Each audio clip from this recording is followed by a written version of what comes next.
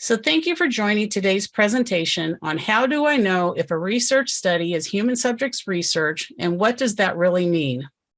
My name is Lindy Lahl and I'm your moderator for today's presentation. I'm the Human Subjects Officer in the Division of Human Subjects Research, which is located within the NIH Office of Extramural Research.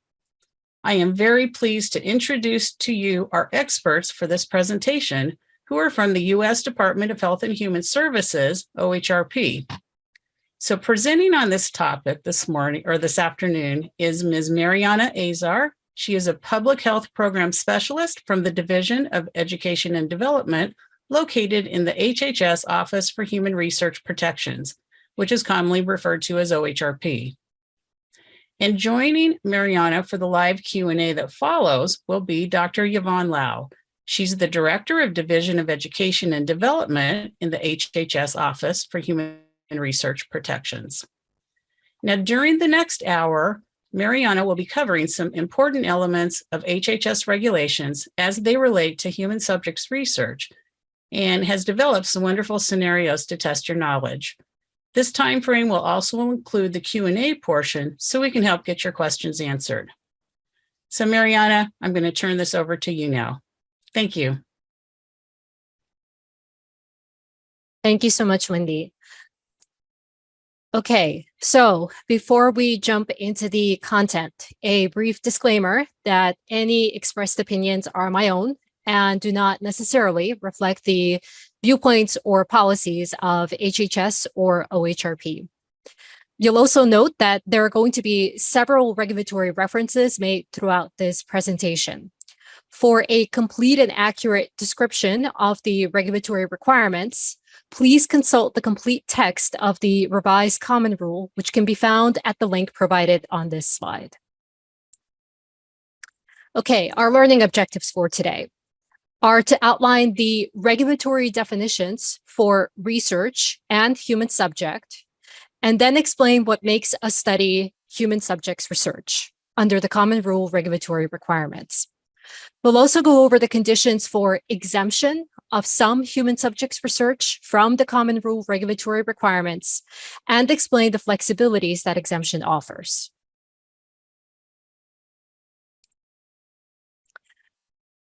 Okay, so what are the Common Rule regulatory requirements and when do they actually apply?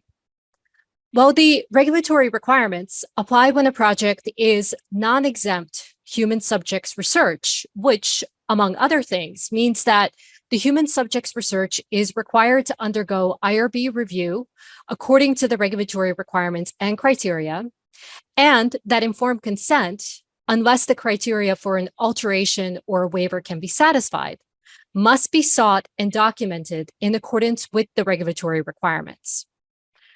In contrast, the Common Rule regulatory requirements typically do not apply when a project is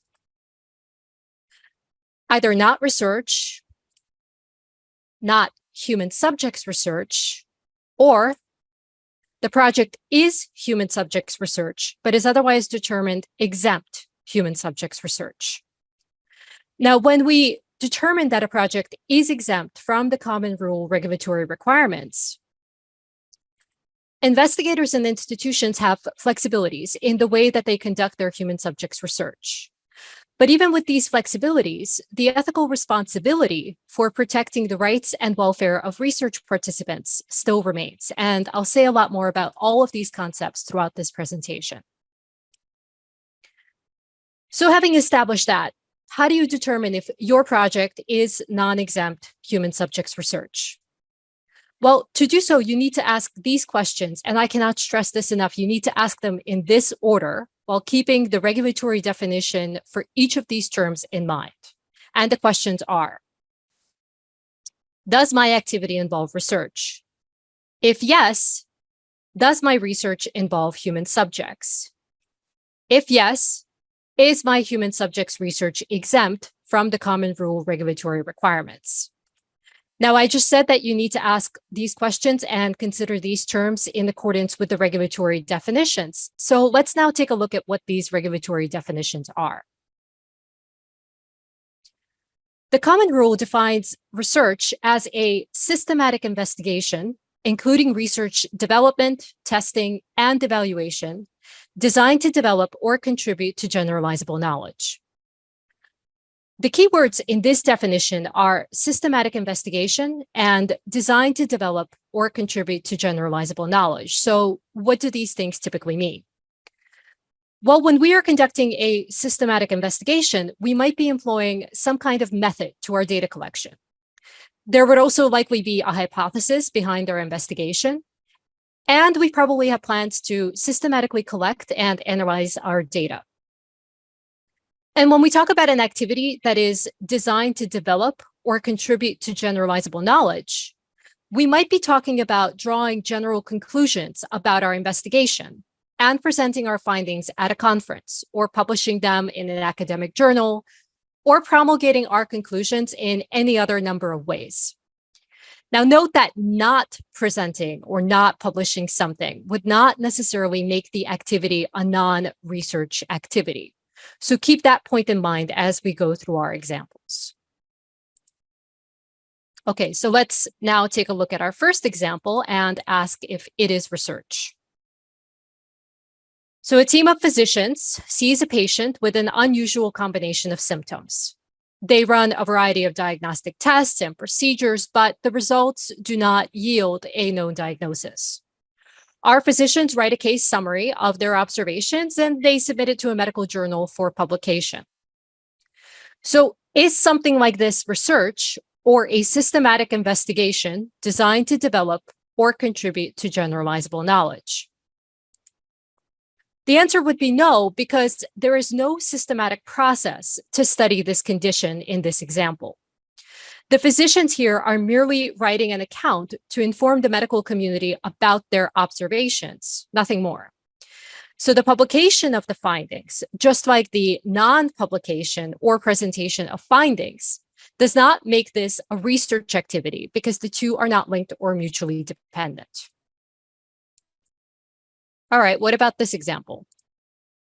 A group of physicians identifies several patients with similar disease presentations. Our physicians have a hypothesis. These patients all suffer from the same disease.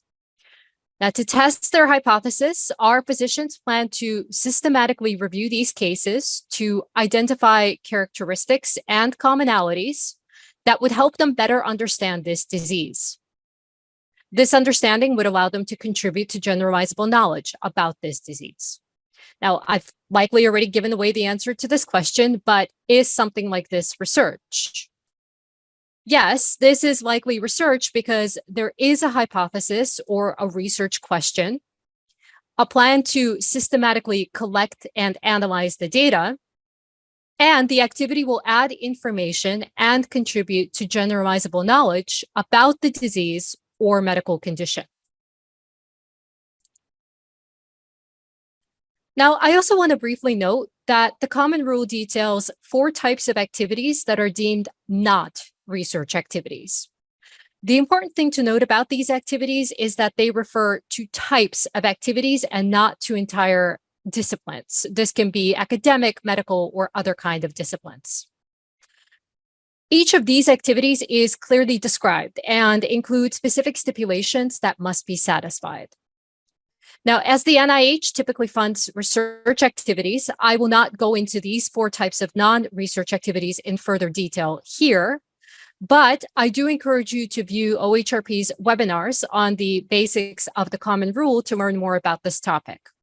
A link to this webinar will be provided in the final slides of this presentation.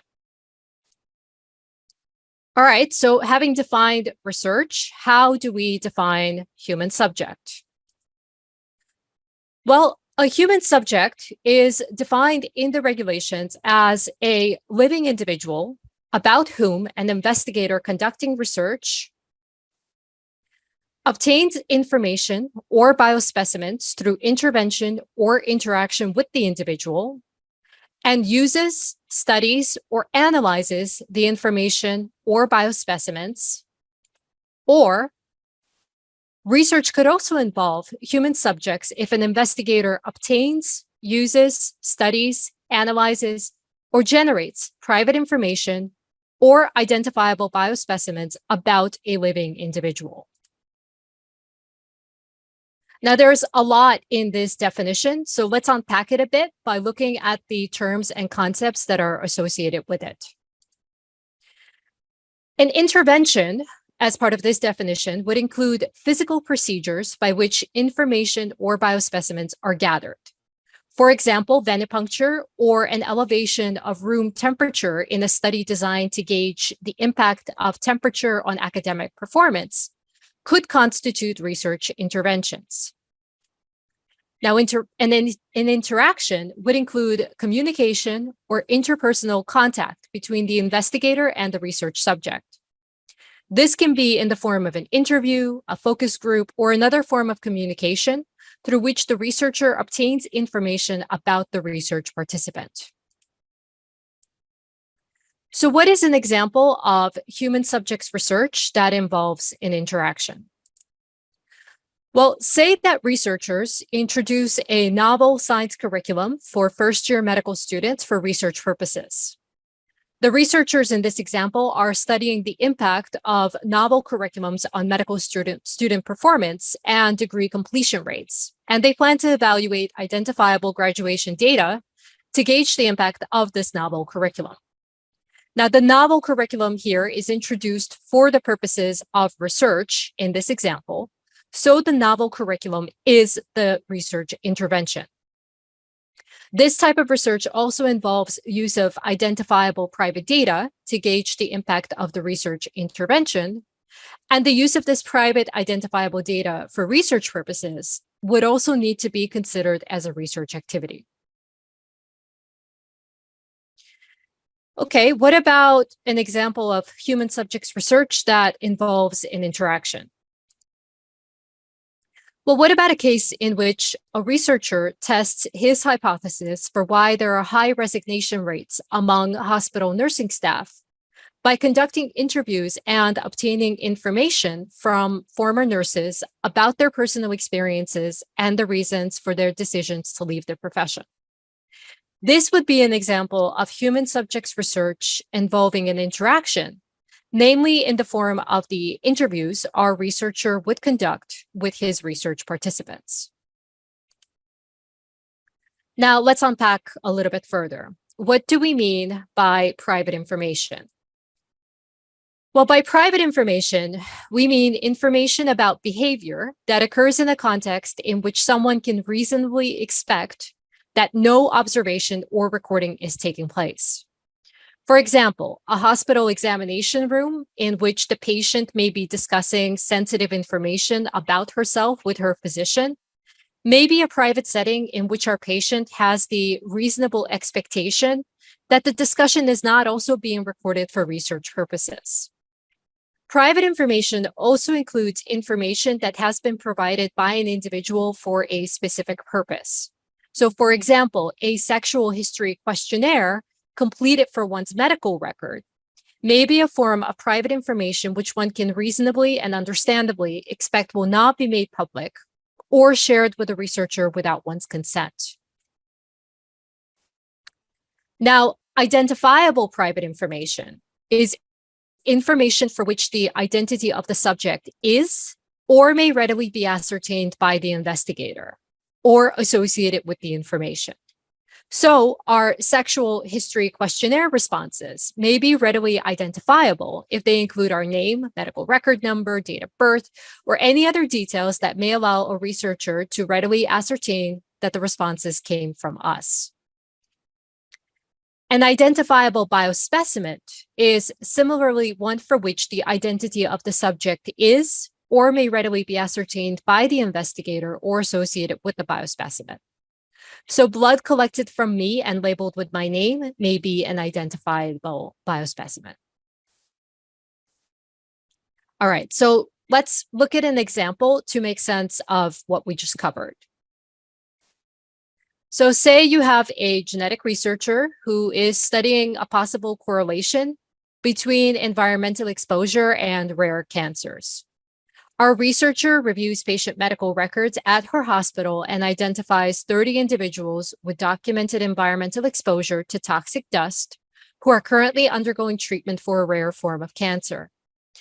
Our researcher has a hypothesis. The rare cancer has resulted from genetic mutations triggered by the toxic dust exposure. So our researcher wants to perform genetic sequencing on these rare tumors. So she obtains tissue samples left over from clinical procedures performed on these 30 patients. The leftover samples are provided to our researcher with patient identifying information. So in this example, you have a researcher who is obtaining both records and identifiable biospecimens. Even if the biospecimens are left over from routine clinical procedures, you have a case of human subjects research because both the data and the biospecimens are readily identifiable to the researcher and being used for research purposes. So now that you have the definitions, you can ask, are human subjects involved in my research? And to answer this question, you'll first need to consider who is or are the human subjects in your research.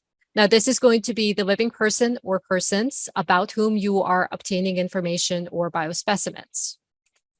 Now, once you establish that, consider if you're obtaining the information or biospecimens through some type of intervention or interaction with your human participants, or if you are obtaining, studying, analyzing, or generating identifiable private information or identifiable biospecimens about your human participants. Note again that even without a direct intervention or interaction, you can be conducting human subjects research if you obtain private information or identifiable biospecimens about a living person. So with that in mind, is the following example human subjects research. Some researchers want a better understanding of the effects COVID infection has on the respiratory system. So they conduct a detailed examination of health records and lung tissue samples from 200 deceased individuals with a diagnosis of COVID infection at the time of their death. Now, remember, we ask our questions in a specific order. So let's first ask if this is research.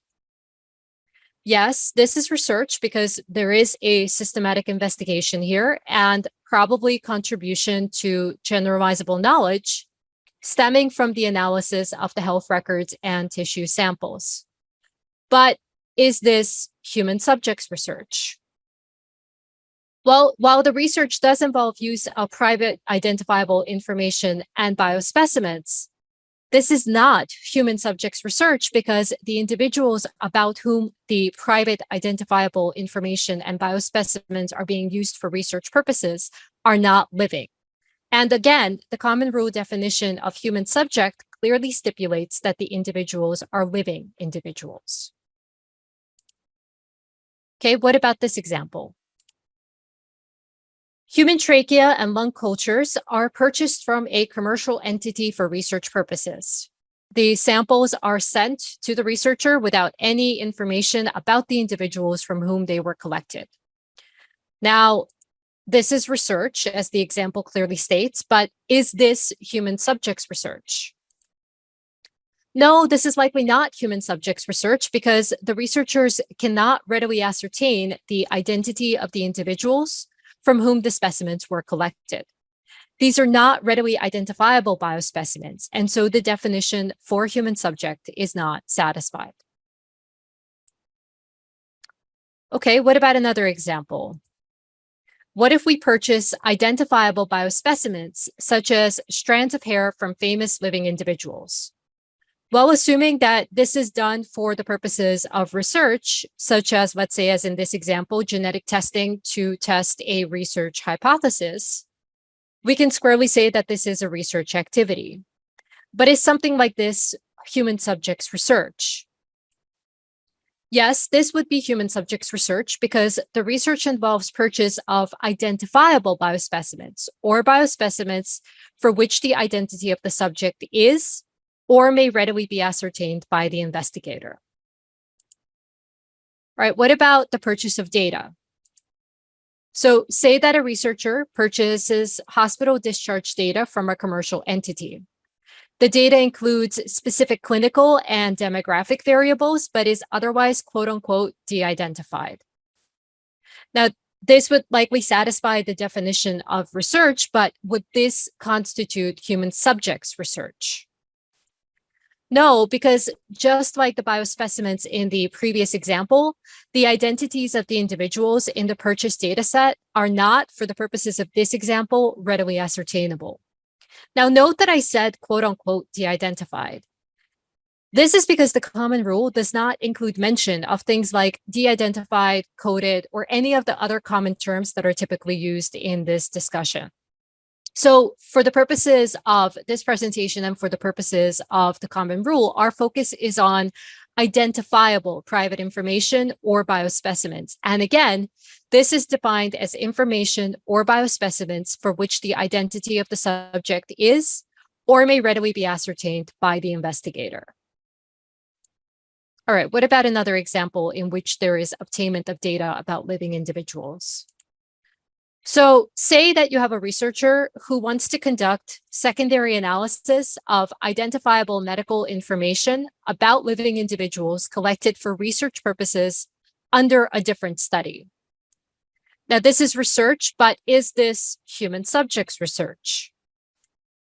Yes, this would constitute human subjects research because there is analysis of identifiable private information about living individuals. The fact that the data in question in this example was collected under a different research study does not change our need to consider if the information or data satisfies the definition of human subject under the common rule. Now, I'm going to come back to this example later in this presentation, so do keep it in mind. And finally, let's look at a more straightforward example. So let's say that a researcher arranges for biopsies to be performed for her research during surgical procedures that are performed for other clinical purposes. So this is a case in which the biopsies are specifically being performed strictly for the purposes of research. So we know that this is research because we just said that it is, but is this human subjects research? Yes, this is clearly human subjects research because you have an invasive research intervention, the biopsy, that is being performed for the purposes of some research aim. Okay, so now let's say that we've established that you're conducting research and that this research involves human subjects. What does this mean for you? Now what? Well, before we answer that question, let me just stop for a minute and offer a refresher on how we got to this point. So recall the three questions and the order in which we were told to ask them.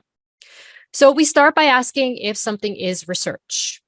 And if we answer no to that question, as we would in the example in which our physicians saw a patient with unusual symptoms and wrote up their observations as a case summary for publication, we would stop our inquiry because we would have established that the activity does not constitute research. Otherwise stated, we wouldn't go on to ask if the patient they wrote the report about was a human subject because we would have established that the activity did not constitute research.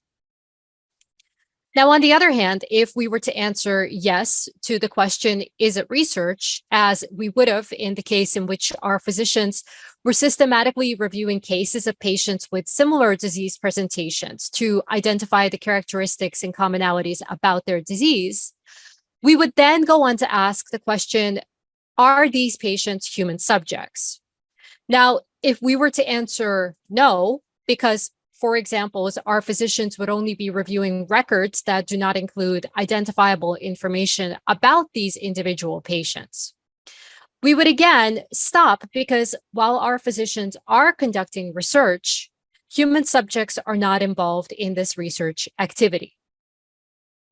Now, on the other hand, if we were to answer yes and determine that human subjects are involved, as we would in the case of our genetic researcher who was purchasing identifiable biospecimens belonging to living celebrities, only then would we go on to ask if our human subjects research might be eligible for exemption from the common rule regulatory requirements.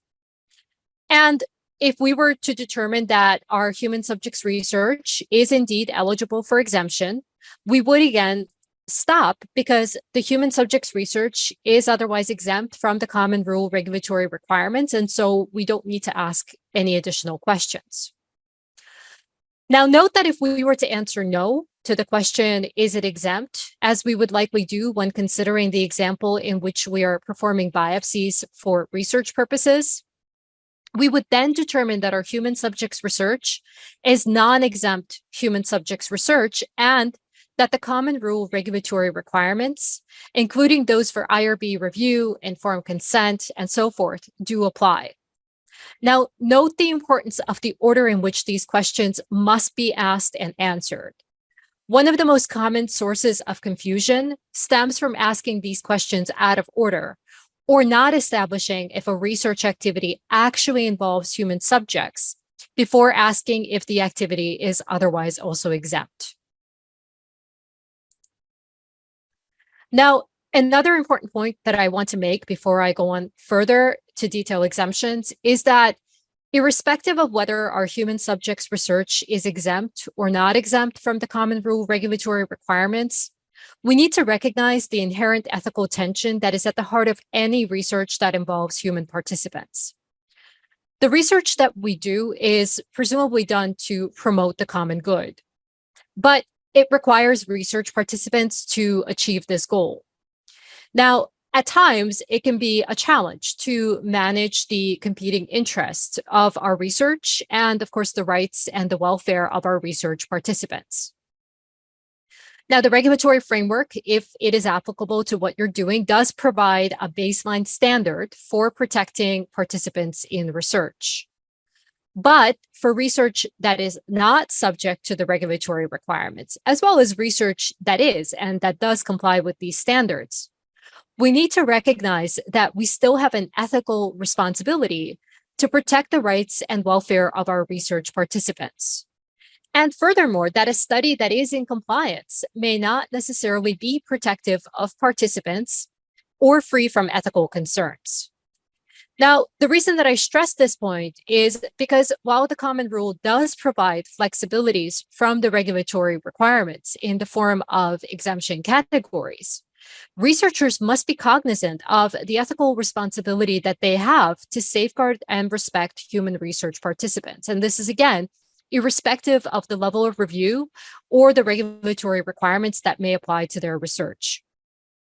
Far too often, researchers equate the inapplicability of the regulatory requirements to their human subjects research as a determination that their research is somehow free from risk or that they need not concern themselves with the safety and well-being of their research participants. So what I'm trying to convey here is that we must always approach our research in ways that include ethical reasoning and consideration, and not merely limit ourselves to considerations of whether the regulatory requirements do or do not apply.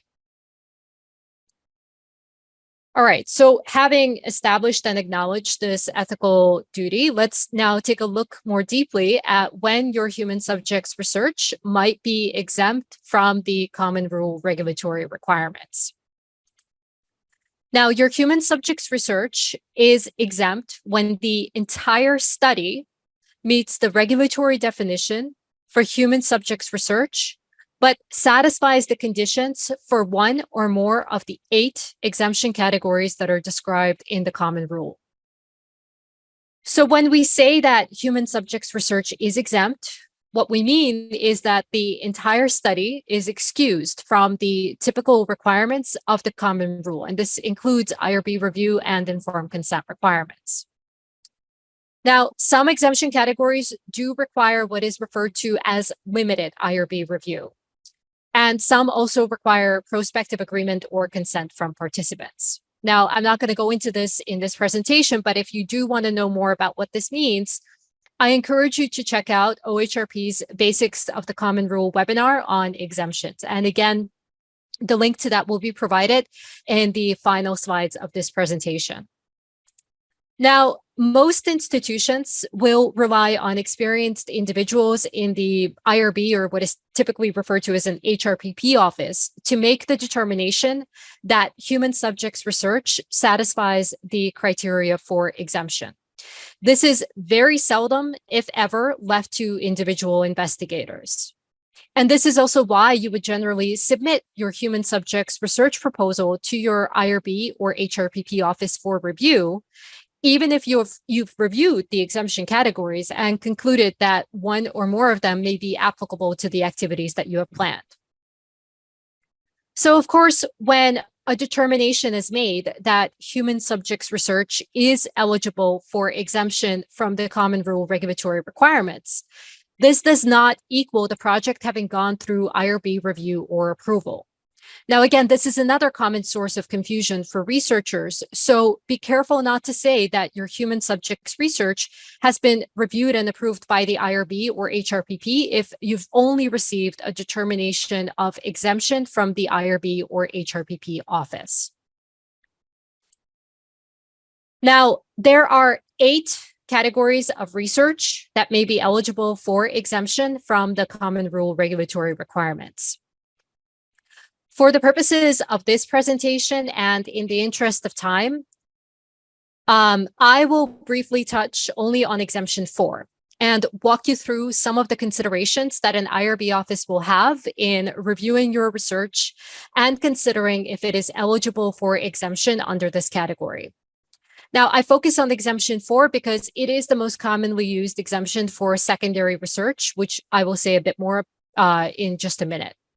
So if you want a more comprehensive overview of the other exemption categories, as well as examples of research that may fit under each category, I again point you to our Common Rule Basics webinar on exemptions. Now, note that the question of whether your human subjects research is exempt, and if so, what category of exemptions may be applicable to it, is also something that you'll need to address on your NIH grant application forms. So it is important to familiarize yourself with these categories.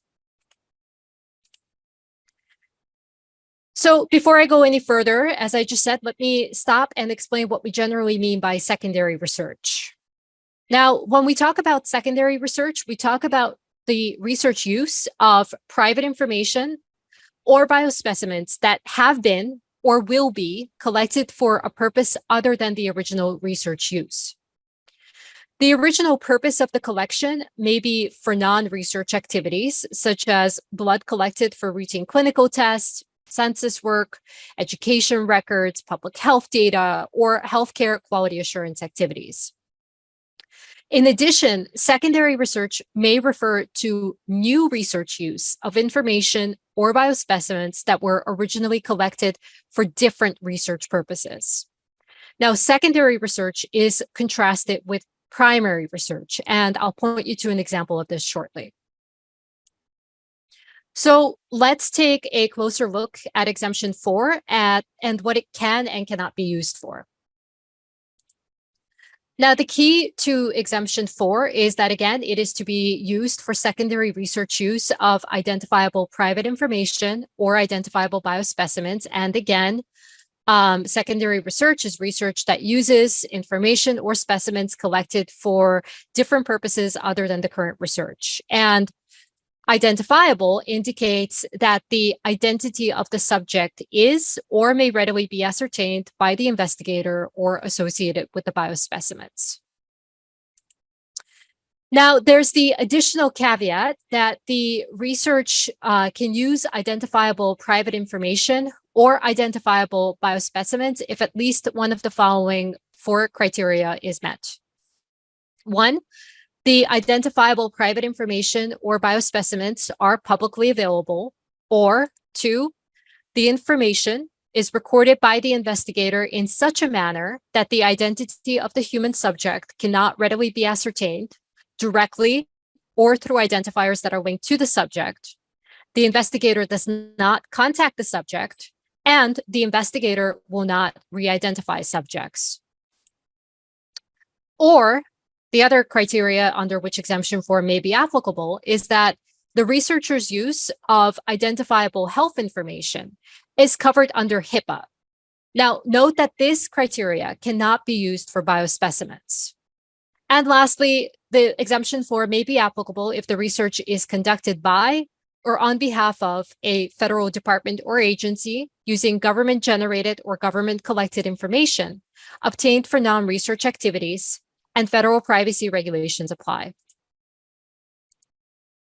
Okay, so now let's look at some examples and see if exemption 4 could apply. And let's start with our example involving the purchase of hair strands from famous living individuals. So recall that we established that this is research and that it involves human subjects, but could this research be eligible for exemption under category 4I? Now, again, recall that 4I is for identifiable private information or biospecimens that are publicly available. While our researcher does have to pay for the identifiable biospecimens in this example, the fact that they can be purchased by anyone on a public-facing website does make them publicly available, so exemption 4I may apply. All right, what about our prior example involving the use of identifiable medical information about living individuals that were collected for research purposes under a different study? Could our current researcher seek exemption for this secondary analysis of data collected for other research purposes under exemption category 4 provision 2 or II? Well, recall that exemption 4 is for secondary research, which includes the use of information or specimens collected for different purposes. And this, of course, includes another research study. Exemption 4 is also for identifiable information or biospecimens. And this example does involve identifiable medical information about living individuals. So we can check off that box. Now, the information is not publicly available, so we can say that exemption 4I would not apply. But exemption 4II might apply. Now, it might apply if our investigator records the information in such a manner that the identity of the human subjects cannot readily be ascertained by him, either directly or through identifiers that are linked to the subjects. Our investigator would also have to not contact the subjects or make efforts to re-identify them.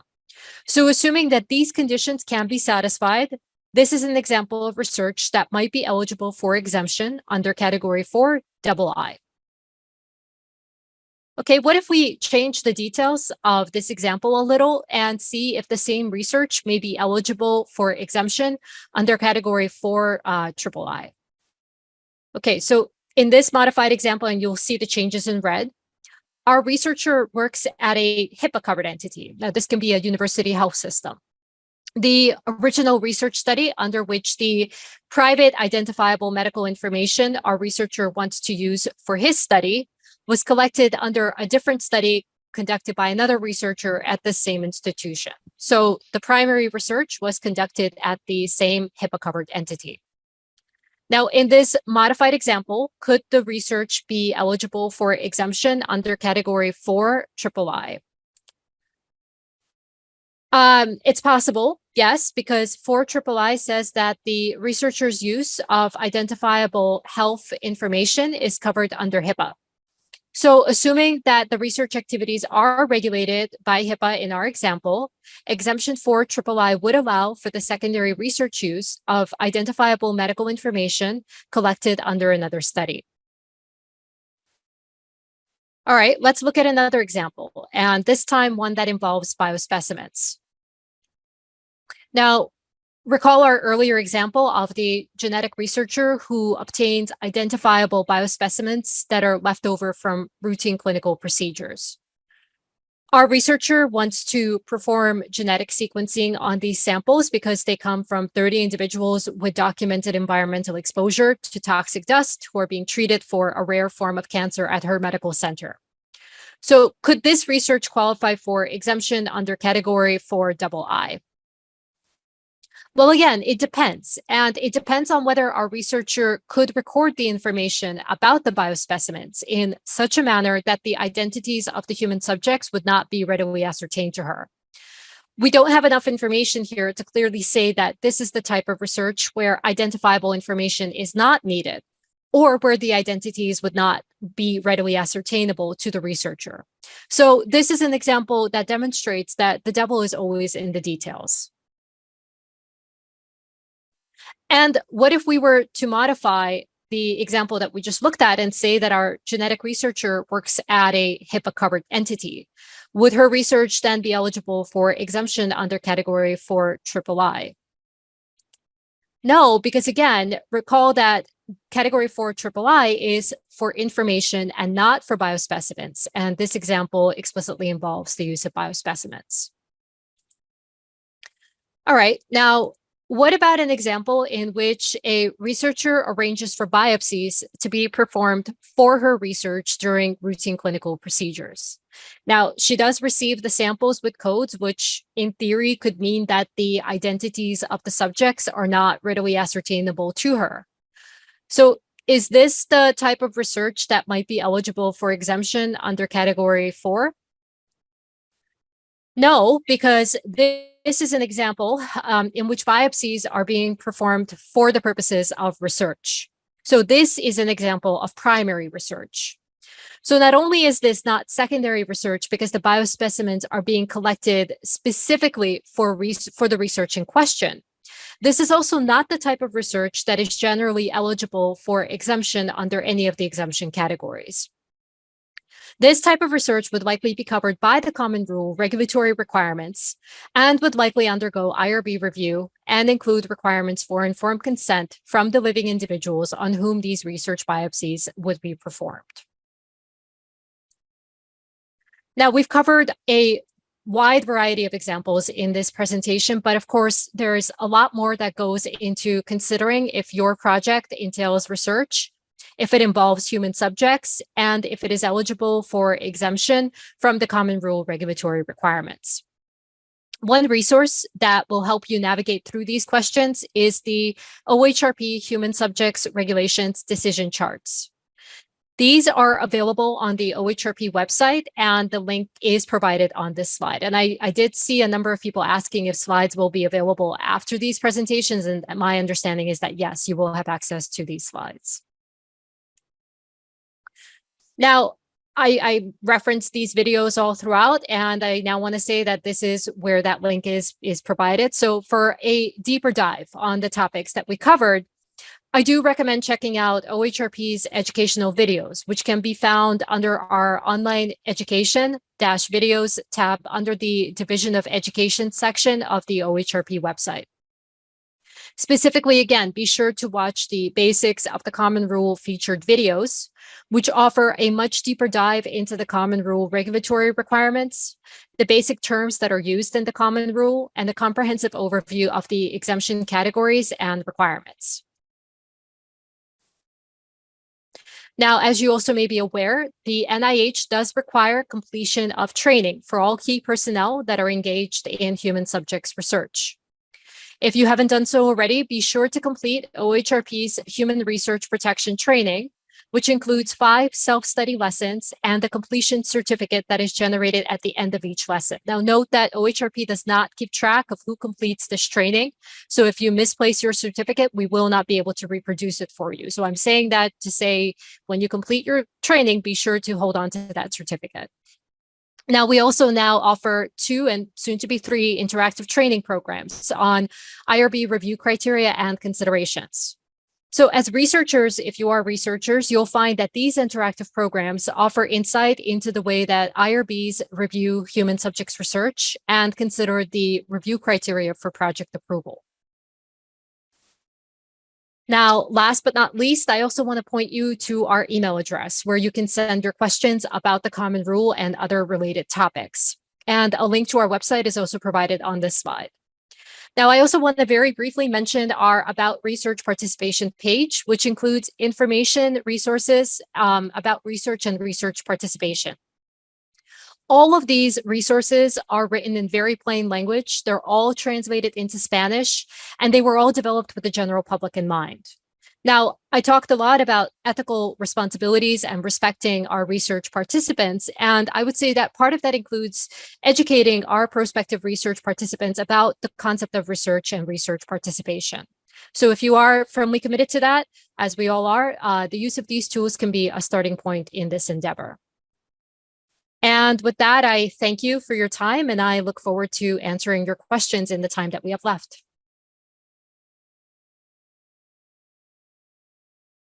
Thank you, Mariana. This was a great presentation. We really appreciate you sharing your expertise. Right now, I would like to welcome back Dr. Yvonne Lau as well, so we can answer some of the numerous questions that everyone asked during their presentation. So if you have additional questions, please go ahead and enter them into the Q&A, but we're going to go ahead and get started here on some of these questions.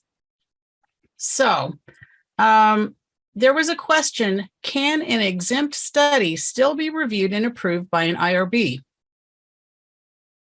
So again, assuming that limited IRB review does not apply, and I also want to stress that limited IRB review is not the same as IRB review. An exemption determination is a determination that the common rule regulatory requirements do not apply to your human subjects research.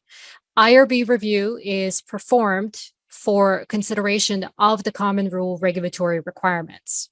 So typically it's one or the other. Now, an IRB can review a study and make a determination that the study is otherwise eligible for exemption. But if an exemption determination has already been made, it would not make sense for the study to then go on to the IRB for review under the common rule regulatory requirements. Okay, thank you very much, Mariana. Another question. Wendy, I think Yvonne wanted to add to that. I'm sorry. Go ahead, Yvonne. Sorry, I just want to say that the exemption categories in the common rule are provided as a way of making research more convenient and for researchers. So it's seen as they are seen as a kind of a flexibility. And if you have an exemption, then you don't, in theory, have to follow all the strict regulatory requirements for IRB review, informed consent. Again, that doesn't mean that the investigators and the institutions cannot go ahead and still expect some level of oversight or some level of contacting participants to make sure that they are happy with participating, things like that. So those two things are different. Thank you, Yvonne. There seem to be a number of people that have been asking about exemption. So one of the questions is, who makes the exemption determination prior to IRB review? Are there any regulatory requirements or best practice that you can speak to? Yeah, so as I did mention in the presentation, this determination is very seldom left to individual investigators. Now, the common rule does not specify who must conduct and make the determination that exemption does apply. But common practice, best practice is that someone who is experienced and trained and knowledgeable in the exemption categories and all the nuances that are associated with each one would make that determination within an institution. So if you are at a university, you might have an IRB or an HRPP office. And within that office, you may have staff that are labeled as HRPP staff or IRB staff who would generally make this kind of determination. Some institutions do rely on individuals who serve as IRB members to make the exemption determinations. But again, I want to stress that making an exemption determination is not conducting IRB review. And moreover, given the way that this question was phrased, that once you've made that exemption determination, the project does not then go on to IRB review.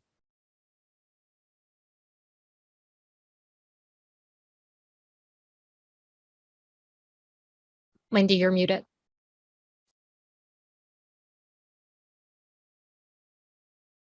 Okay, there. So sticking along the lines of exemption, one more question. So if you have an institution that is research naive, they don't have an IRB, and they're not even sure if human subjects will be involved, or if it's an exempt human subjects research study, do you have any recommendations on how they would go about making that determination themselves? Or should they be reaching out to somebody else? Yvonne, you want to take this one? Well, first of all, I'm a little bit worried that, if you have, if the institution really has so little experience, the question of whether the institution ought to be engaging in human subjects research. I think that's something to think about. I want to just go back and, there's always a start somewhere. So, I think to begin with, I guess if you have institutions that are coming in new, there are ways to try and get yourself up to par so that at least you understand something about human subjects research and the regulations. Mariana, in her last few slides, mentioned the 5 lessons training that we have on the OHRP website. That is a set of foundational training, giving you an overview of, the regulations that are involved, the ethics that are involved, and what human subjects research really mean. They're easy to go through, and I would really highly suggest that at least you go through that training first, and then get a comprehensive understanding of what you're talking about, and before you actually embark on any research that really kind of involve human subjects, as Mariana has defined. And it occurred to me that we did not mention that this training is free. It is free. You can access it without any associated payment, which I know may be an issue for institutions that do not generally conduct research. They may not have resources for this purpose. It doesn't mean that you're going to become an expert, right? It takes experience, it takes coming to these classes and so on. And then, OHRP does actually, anything that OHRP offers online in particular, they're all, free of charge. And we have a lot of resources on our website. And if you do actually need some advice, we welcome that you write to us as well at ohrp@hhs.gov. Thank you, Mariana and Yvonne. Here's another question that has to do with exempt research. Do the principles of the Belmont apply for human subjects research, even if it meets the criteria for exempt research? Yes, the Belmont Report principles underline the common rule regulatory requirements, and of course the exemption categories are outlined therein. So yes, the respect for persons, justice, and yes, you should absolutely be keeping in mind the ethical principles that govern human subjects research, irrespective of whether your research is exempt or subject to the regulatory requirements. I think this may be a good time to say a little bit more about how the regulations work. The common rule sets a basic standard of what the minimal expectations may be. And in developing the regulations in the common rule, people the policymakers are conscious that research actually brings a lot of common good as well. So you don't want to make it so restrictive and prescriptive, regulations being so prescriptive that it becomes very hard for researchers to do research. So there is a balance there. And the common rule is a set of regulatory requirements, setting some basic standards of what you should meet if you're getting federal money to conduct research.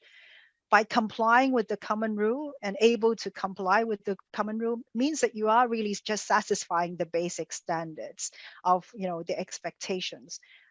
It doesn't mean that necessarily mean that your research has no ethical issues whatsoever. And when things are outside of the common rule jurisdiction, the idea that we should still try and think about research and design our research in such a way that it will be ethical, it's always a good idea, right? Because ethics is about how we interact with people in society, and being ethical, being respectful of people, being respectful of all the principles in the Belmont Report will only help you maintain and build public trust in this research enterprise, which is so very much important in the work that we do. Great, thank you. So people continue to put Q&A in our Q&A box, so that's great. So another question, is it exempt for research when a researcher wants to use medical record data from the medical clinics to conduct research? The records would be de-identified. For example, studying data on medical records to determine any data that could have helped to provide earlier detection of ovarian cancer. So the issue is about the use of medical records to conduct primary research.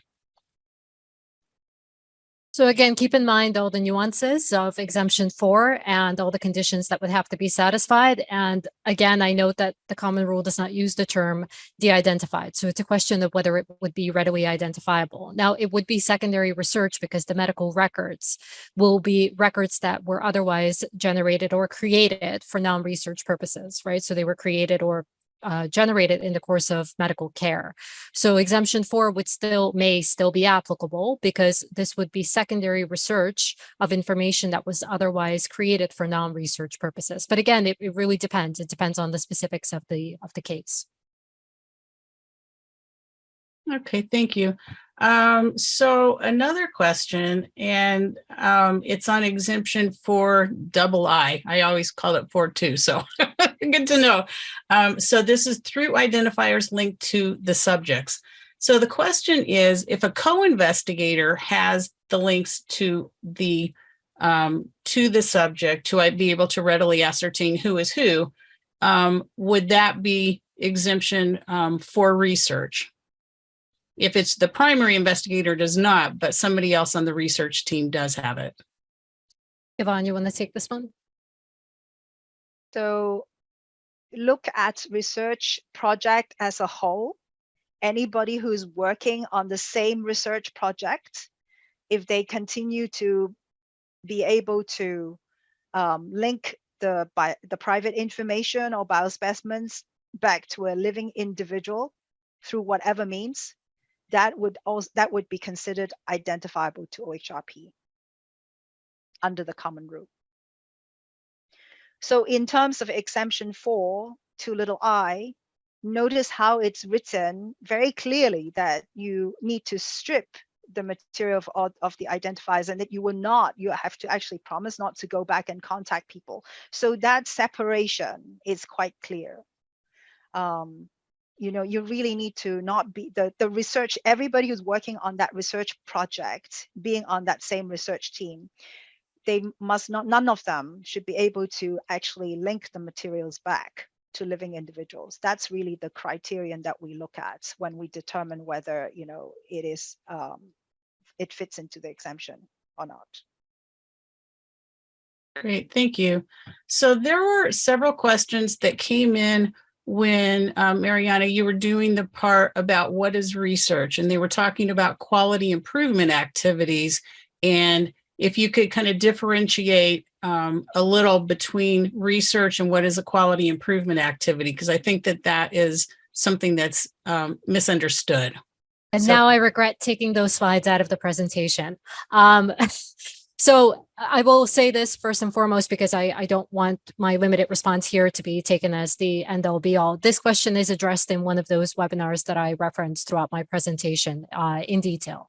So the thing to keep in mind about quality improvement or quality assurance activities is that they are not necessarily activities that don't also involve research. Otherwise stated, you could have research activities that are also inclusive of quality improvement or quality assurance activities. In other words, the two are not mutually exclusive. So the thing to keep in mind is the definition of research. If the definition of research is satisfied, but you are otherwise referring to something as QI/QA, that QI/QA activity may be a QI/QA research activity.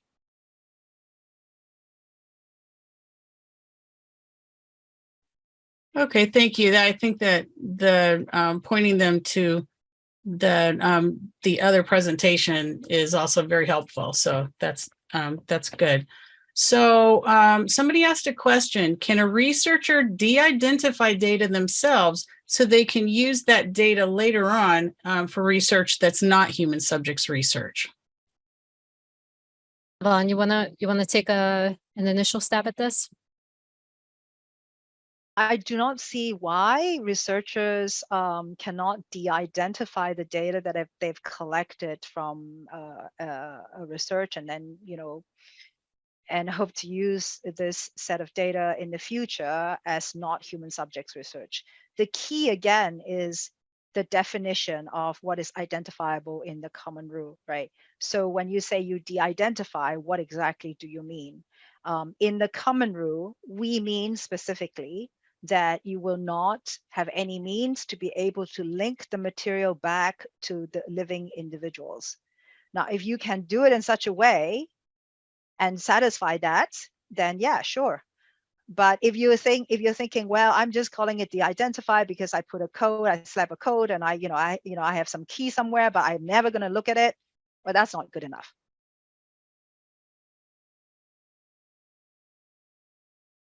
That Makes sense. So somebody asked, we have 2 minutes left, so this may be the last question. Can you do a recap of the difference between exemption and non-exempt research?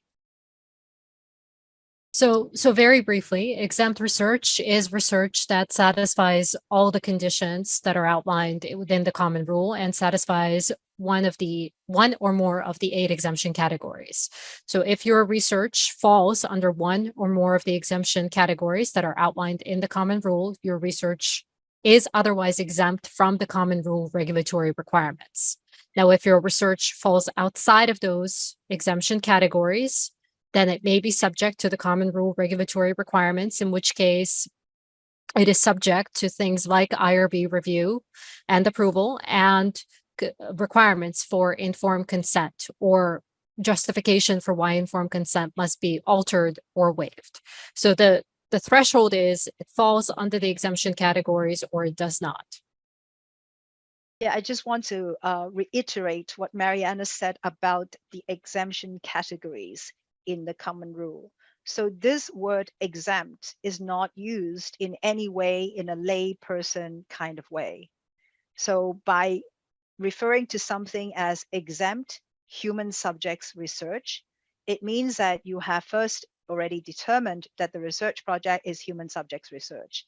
And then when you look at the exemption, the 8 exemption categories that are available and defined in the common rule, that this whole research, human subjects research project fit into one or more categories of those exemption categories defined in the common rule. And if that happens, then you have a situation where you have exempt human subjects research. If you don't have a situation like that, in other words, your whole research project does not fit into one or more categories of the exemption categories in the common rule, then you have a situation of non-exempt human subjects research.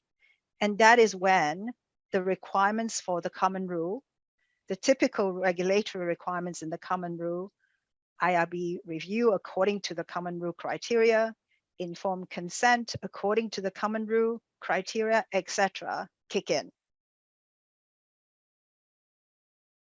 Great. Thank you very much. Well, we are at 1:10, which is the end of the first session. So I want to thank Yvonne and Mariana very much for joining us for this presentation.